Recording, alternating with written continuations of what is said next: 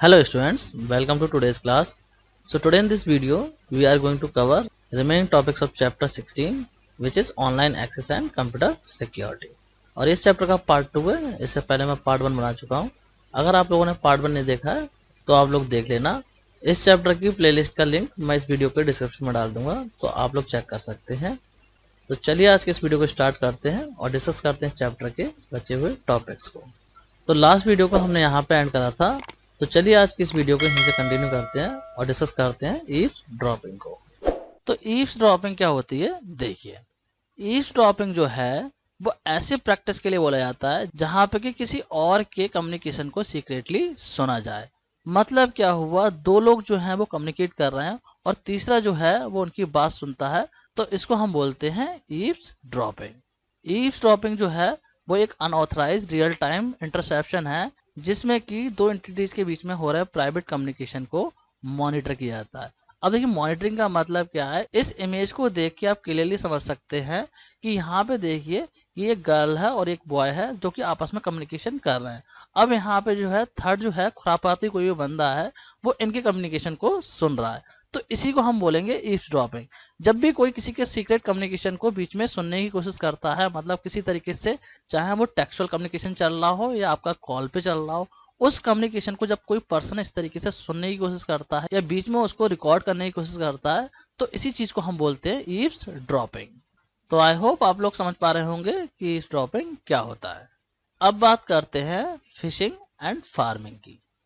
तो देखिए fishing and farming क्या होती है, ये जो है क्रिमिनल फ्रॉड करने का एक प्रोसेस है जिसमें कि यूजर की सेंसिटिव इन्फॉर्मेशन जैसे कि यूजर नेम है, पासवर्ड है, क्रेडिट कार्ड की डिटेल है, ऐसी इन्फॉर्मेशन को एक्वायर करने की कोशिश की जाती है। मतलब ऐसी इन्फॉर्मेशन को निकालने की कोशिश की जाती है। तो देखिए फिशिंग को हम ऑलरेडी डिस्कस कर चुके हैं।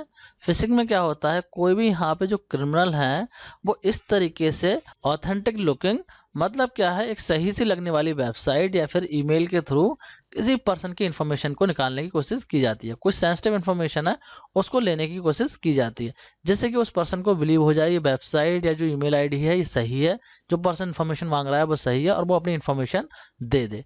तो ये होता है फिशिंग में। इसके अलावा अगर बात करें फार्मिंग की, तो फार्मिंग में क्या होता है, देखिए फार्मिंग जो है ये भी एक तरीके का अटैक है जहाँ पे कि जो हैकर हैं वो वेबसाइट के ट्रैफिक को किसी और वेबसाइट, मतलब किसी गलत वेबसाइट पे लेके चले जाते हैं। मतलब क्या है, आप विजिट कर रहे होंगे सही वेबसाइट और वो आपको रिडायरेक्ट कर देंगे किसी और वेबसाइट पे, मतलब किसी गलत वेबसाइट पे जो है ट्रैफिक को वो रिडायरेक्ट कर देते हैं, जिससे कि वहां पे जो है किसी पर्सन की इंफॉर्मेशन को निकाला जा सके और फिर उसको मिसयूज किया जा सके। इस इमेज को देख के आप क्लियरली समझ सकते हैं कि यहाँ पे जो पर्सन है उसकी इन्फॉर्मेशन निकालने की कोशिश की जा रही है। तो यही होता है फिशिंग एंड फार्मिंग में। आई होप आपको दोनों चीजें समझ में आगे होंगी। तो अब जो है हमने जितने भी हमारे सिक्योरिटी के थ्रेट थे वो हमने डिस्कस कर लिए हैं।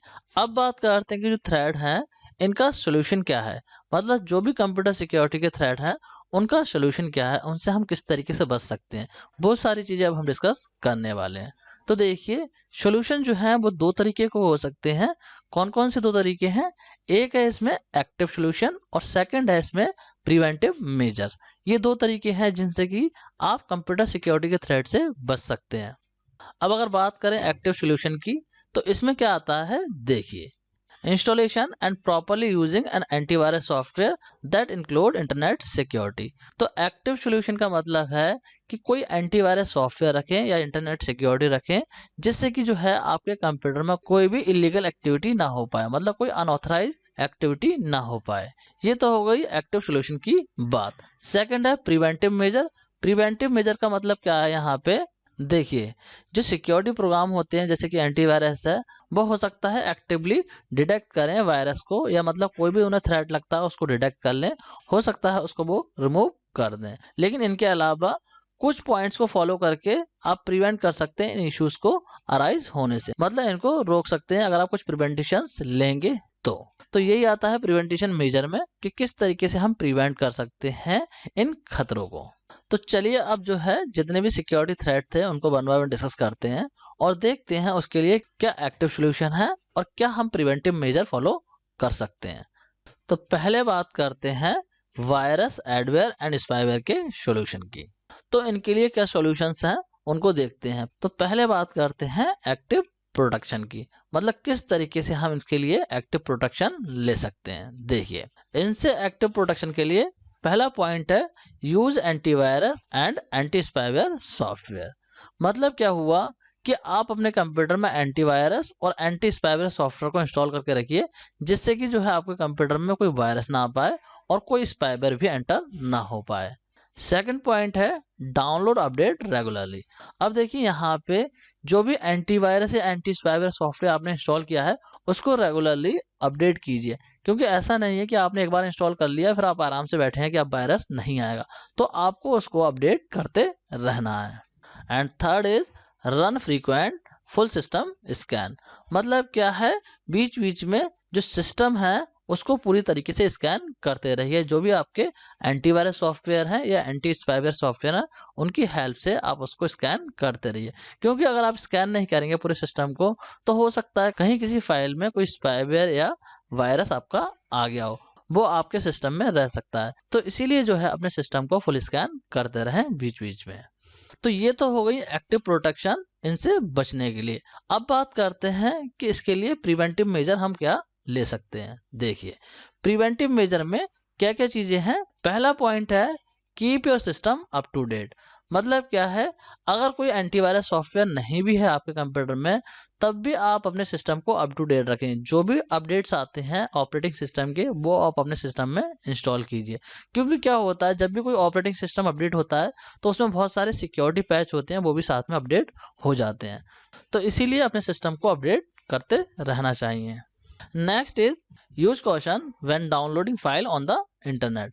जब भी इंटरनेट से फाइल डाउनलोड करें तो बहुत ही सावधानी रखिए, क्योंकि डाउनलोडिंग के टाइम पे कोई भी ऐसी फाइल डाउनलोड हो सकती है जो कि इन्फेक्टेड हो। तो डाउनलोडिंग करते टाइम बहुत ही ध्यान रखें और ट्रस्टेड वेबसाइट को ही विजिट करें। Now next point is be careful with emails. जो भी ईमेल्स आपके पास में आते हैं उनको बहुत ही केयरफुली हैंडल करें। आप अच्छे से चेक कीजिए कि जो ईमेल है वो कहाँ से आया है, उसके अंदर क्या अटैचमेंट है, तभी उस ईमेल को ओपन करें। अदरवाइज उस ईमेल को आप ओपन मत करिए, डिलीट कर दीजिए उसको directly. Now last point, disable cookies if possible. जो कुकीज होती हैं आपके ब्राउजर की उनको आप डिसेबल कीजिए जब भी पॉसिबल हो, क्योंकि कुकीज जो हैं वो आपका डेटा कलेक्ट करती हैं। तो इसीलिए जब भी पॉसिबल हो तो कुकीज को डिसेबल कर दीजिए। तो ये कुछ प्रिवेंटिव मेजर हैं जिनको फॉलो करके आप वायरस, एडवेयर, स्पाईवेयर से बच सकते हैं। तो आई होप आपको वायरस, एडवेयर एंड स्पाईवेयर से बचने के सॉल्यूशंस समझ में आ गए होंगे। अब बात करते हैं कि जो स्पैम एंड ईव्सड्रॉपिंग है इसके क्या क्या सॉल्यूशंस हैं। तो देखिए, पहले बात करते हैं एक्टिव प्रोटेक्शन की। तो एक्टिव प्रोटेक्शन के लिए आप यूज कर सकते हैं एंटी स्पैम या फिर स्पैम फिल्टर सॉफ्टवेयर। ये सॉफ्टवेयर होते हैं जिनकी हेल्प से आप प्रोटेक्शन ले सकते हैं। अब ये जो स्पैम फिल्टर सॉफ्टवेयर होते हैं ये फॉलो करते हैं कुछ मेथड्स को स्पैम से डील करने के लिए। क्या क्या मेथड है देखिए। पहला मेथड है sender filtering and second method है कीवर्ड फिल्टरिंग। तो बात करते हैं पहले सेंडर फिल्टरिंग की। तो सेंडर फिल्टरिंग में क्या होता है देखिए, इस मेथड में जो है ये सॉफ्टवेयर सिर्फ उन्हीं मैसेज को अलाउ करेगा जो कि अप्रूव सेंडर लिस्ट के हैं। मतलब जिन सेंडर्स को आपने अप्रूव लिस्ट में डाल रखा होगा उन्हीं से आपको ईमेल आएंगे आपके इनबॉक्स में, और बाकी के जो मेल आएंगे उनको कर दिया जाएगा क्वारंटीन। क्वारंटीन आप लोग समझते ही हैं, क्वारंटीन का मतलब क्या है, उसको डाल दिया जाता है वेटिंग में कि वो सस्पेक्टेड है। जब तक कि उसको अच्छे से मैनुअली रिव्यू निकाल लेते हैं कि ईमेल सही है या नहीं है तब तक उसको अलाउ नहीं किया जाएगा। अब बात करते हैं सेकंड मेथड की जो कि है कीवर्ड फिल्टरिंग। यहाँ पे 2 बनेगा, मैंने 1 लिख दिया है गलती से, 2 कर लेना आप लोग यहाँ पे, ठीक है। तो कीवर्ड फिल्टरिंग में क्या होता है देखिए, कीवर्ड फिल्टरिंग जो है ये एक ऐसा मेथड है जहाँ पे कि ईमेल को फिल्टर करा जाता है जो ईमेल कुछ कीवर्ड या फ्रेज को कंटेन करे हुए हैं जो कि आपने ही डिफाइन करे होंगे, उन्हीं को फिल्टर करके अलाउ किया जाएगा। अदरवाइज और किसी ईमेल को जो है अलाउ नहीं किया जाएगा। अब यहाँ पे जो है फिल्टरिंग इस तरीके से भी कर सकते हैं कि कुछ कीवर्ड या फ्रेज को आप डिफाइन कर सकते हैं कि जिन ईमेल में ये कीवर्ड हो या फ्रेज हो उन ईमेल को अलाउ ना किया जाए। यहाँ पे जो है आप उनको ब्लॉक भी कर सकते हैं इस स्पैम फिल्टर सॉफ्टवेयर की हेल्प से। तो ये तो बात हो गई एक्टिव प्रोटेक्शन की। अब बात करते हैं प्रिवेंटिव मेजर्स की। तो देखिए क्या क्या प्रिवेंटिव मेजर्स हैं जिनसे कि आप स्पैम या फिर ईव्सड्रॉपिंग से बच सकते हैं। पहला है इसमें keep your email address private. जो भी आपका ईमेल एड्रेस है वो प्राइवेट रखिए। ऐसा ना करें कि आपने उसको पब्लिकली डिस्प्ले कर रखा है, मतलब सबको दे रखा है, आपने फेसबुक पे डिस्प्ले करा रखा है, हर जगह आपने डिस्प्ले करा रखा है। तो इस तरीके से आप उसको डिस्प्ले ना कराएं। इससे क्या होगा, जो आपका ईमेल है वो किसी के भी पास में चला जाएगा और वो आपको किसी भी तरीके के लिंक वहां पे भेज सकता है, मतलब लोग उसको यूज कर सकते हैं स्पैमिंग के लिए। सेकंड पॉइंट है use encrypted connection, always check HTTPS। मतलब हमेशा जो है इनक्रिप्टेड कनेक्शन को यूज कीजिए। जब भी कोई वेबसाइट विजिट कर रहे हैं आप, जहाँ पे कि कोई कम्युनिकेशन आप कर रहे हैं, तो चेक कर लीजिए वहां पे आपका S लगा हुआ हो HTTP के बाद में। अगर HTTPS नहीं है तो वहां पे लॉक का साइन होगा। ये चीज मैं आपको ऑलरेडी लास्ट चैप्टर में एक्सप्लेन कर चुका हूँ। आपको HTTPS देखना है या फिर लॉक का साइन देखना है, तभी वो आपकी वेबसाइट जो है सिक्योर है और इनक्रिप्टेड कनेक्शन माना जाएगा। Next point is install firewall on computer and always keep it on. मतलब क्या है, हमेशा अपने कंप्यूटर पर फायरवॉल को इंस्टॉल करके रखिए। फायरवॉल एक सिक्योरिटी सिस्टम होता है जिसको कि आप अपने कंप्यूटर पर इंस्टॉल कर सकते हैं और इसको हमेशा ऑन कीजिए। बाय डिफॉल्ट विंडोज में भी फायरवॉल का ऑप्शन आता है, उसको आपको हमेशा ऑन रखना है। Next point, always avoid transaction on public wifi. तो जब भी आप कोई ट्रांजैक्शन करें तो उसके लिए पब्लिक वाईफाई कभी भी यूज ना करें, क्योंकि अगर आप ऐसा करते हैं तो आपकी जो इन्फॉर्मेशन है वो रिस्क में आ सकती है, क्योंकि पब्लिक वाईफाई में बहुत सारे लोग कनेक्टेड हो सकते हैं। हो सकता है वहां पर कोई हैकर बैठा हो जो कि आपके इन्फॉर्मेशन को हैक कर ले। Now last point, install internet security protection software. तो इसका मतलब है कि अपने कंप्यूटर पर इंटरनेट सिक्योरिटी प्रोटेक्शन सॉफ्टवेयर को इंस्टॉल करके रखिए। ये जो सॉफ्टवेयर है वो एंटीवायरस से अलग होता है। एंटीवायरस जो है वो आपको सिस्टम को प्रोटेक्शन देता है और इंटरनेट सिक्योरिटी प्रोटेक्शन सॉफ्टवेयर जो होता है वो आपको इंटरनेट से सिक्योरिटी प्रोवाइड करता है। तो आज के टाइम में बहुत सारे ऐसे एंटीवायरस आ रहे हैं जो कि इंटरनेट सिक्योरिटी प्रोटेक्शन भी साथ में देते हैं, तो आप उनको यूज कर सकते हैं। तो ये कुछ प्रिवेंटिव मेजर हैं जिनको कि फॉलो करके आप स्पैम और ईव्सड्रॉपिंग से बच सकते हैं। अब बात करते हैं पीसी इंट्रूजन के सॉल्यूशंस की। तो पहले बात करते हैं एक्टिव प्रोटेक्शन की। पीसी इंट्रूजन से बचने के लिए क्या क्या एक्टिव प्रोटेक्शन है जो कि आप फॉलो कर सकते हैं, देखिए। पहला है इसमें ऑथराइजेशन। ऑथराइजेशन का मतलब क्या है, ask the user a legal login ID. मतलब क्या है, जब भी आपके सिस्टम या नेटवर्क में कोई लॉगिन हो तो उसके लिए एक वैलिड आईडी होनी चाहिए, बिना आईडी के वो लॉगिन ना कर पाए। इसको बोलते हैं ऑथराइजेशन, बिना ऑथेंटिकेशन के वो लॉगिन ना कर पाए।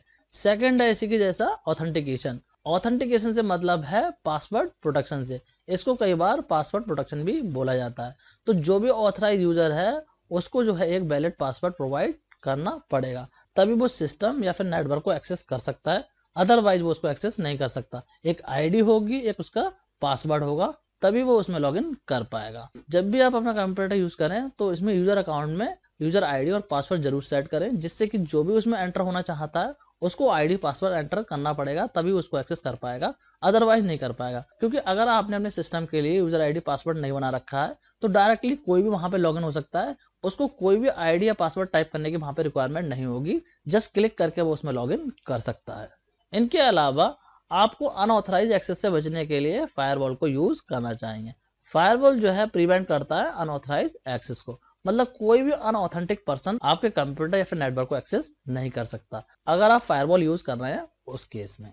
तो ये हो गई कुछ एक्टिव प्रोटेक्शन जिनको कि यूज करके आप पीसी इंट्रूजन से बच सकते हैं। अब बात करते हैं प्रिवेंटिव मेजर्स की, कि प्रिवेंटिव मेजर्स को फॉलो करके किस तरीके से हम पीसी इंट्रूजन से बच सकते हैं। देखिए, प्रिवेंटिव मेजर में पहला पॉइंट है use proper permission when sharing file on the internet. मतलब क्या है, जब भी कोई फाइल आप इंटरनेट पर शेयर कर रहे हैं तो वहां पे उस फाइल पे प्रॉपर परमिशन सेट करके शेयर कीजिए। जैसे कि रीड परमिशन होती है, एक राइट परमिशन होती है और एग्जीक्यूट परमिशन होती है। अगर आपने फाइल पे रीड परमिशन दे रखी है तो यूजर जो है सिर्फ उसको रीड कर सकता है, मतलब उस फाइल में कोई मॉडिफिकेशन नहीं कर पाएगा, ओनली उसको रीड कर पाएगा। और अगर आपने वहां पे राइट परमिशन दे रखी है तो वो जो है फाइल में राइट भी कर सकता है, मतलब उसमें एडिट कर सकता है। और अगर आपने एग्जीक्यूट परमिशन दे रखी है तो वहां पे क्या होगा, वो उसको एग्जीक्यूट कर सकता है। एग्जीक्यूट का मतलब है वो उसको डिलीट कर सकता है, किसी भी तरीके से वो उसको एग्जीक्यूट कर सकता है। तो इस तरीके से कुछ परमिशंस होती हैं जो कि आप सेट कर सकते हैं जब कोई फाइल आप शेयर कर रहे हैं इंटरनेट पे। इनको शेयर करने से क्या होगा, जिस यूजर के लिए आपने जो परमिशन सेट करी है उसको सिर्फ वही परमिशन मिलेंगी, क्योंकि जो परमिशन है वो owner, group and other user के लिए सेट की जा सकती है। कि यूजर के टाइप होते हैं, मतलब जिसने फाइल क्रिएट करी है वो ओनर हो गया, और कोई पर्टिकुलर ग्रुप ऑफ यूजर है जिसको कि आप परमिशन देना चाहते हैं वो आप ग्रुप में डिफाइन कर सकते हैं, या कोई और यूजर है जिसको कि आप अदर्स में परमिशन डिफाइन कर सकते हैं। तो इस तरीके से जो है आपको परमिशन सेट करके ही फाइल को शेयर करना चाहिए। Now last point, disconnect from the internet when away. मतलब क्या हुआ, जब भी आप बाहर हैं, जब आप कंप्यूटर को यूज नहीं कर रहे हैं, तो उस टाइम पे अपने कंप्यूटर को इंटरनेट से डिस्कनेक्ट कर दीजिए। क्योंकि अगर आप कंप्यूटर को ऑन रखते हैं और आपके कंप्यूटर में इंटरनेट चल रहा है, तो आपके कंप्यूटर पे जो है अटैक हो सकता है, और जब अटैक होगा तो आपको पता भी नहीं चलेगा कि क्या अटैक हुआ है, क्योंकि आप कंप्यूटर पे वहां पे नहीं है। तो इसीलिए बेटर ये होगा, जब भी आप कंप्यूटर को यूज नहीं कर रहे हैं, जब आप कहीं बाहर जा रहे हैं, तो कंप्यूटर से जो है इंटरनेट को डिस्कनेक्ट कीजिए और कंप्यूटर को ऑफ कर दीजिए। तो ये कुछ प्रिवेंटिव मेजर्स हैं जिनको फॉलो करके आप पीसी इंट्रूजन से बच सकते हैं। अब बात करते हैं फिशिंग एंड फार्मिंग अटैक के सॉल्यूशंस की, कि किस तरीके से हम फिशिंग एंड फार्मिंग अटैक से बच सकते हैं। तो पहले बात करते हैं एक्टिव प्रोटेक्शन की।